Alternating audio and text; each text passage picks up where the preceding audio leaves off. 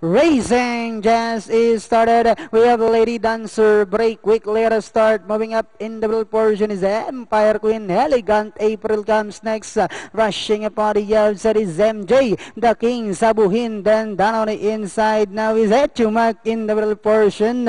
Is Mike's Treasure. And going along for the first turn, we have Lady Dancer by about 3/4 of a length lead. Elegant April remains in second. Down on the inside, Etumak. Then next online is Empire Queen. And on the outside, MJ the King.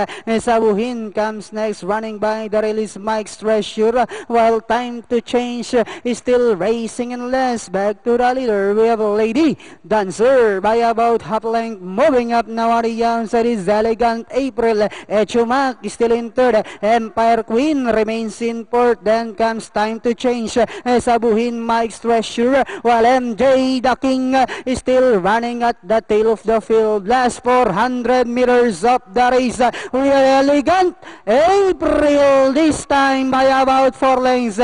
Dropping back in second is Lady Dancer. Moving up on the outside, Empire Queen. As they swing for home, we have Andre Soliano on Elegant April now saying, come on, let's go. Elegant April now by about 8 lengths over Lady Dancer. Time to Change, and finally Elegant April. The second is Lady Dancer. Time to Change. Empire Queen, Mike's Treasure. 6245, bali ang lalabas na datingan natin doon. Pumasok din kasi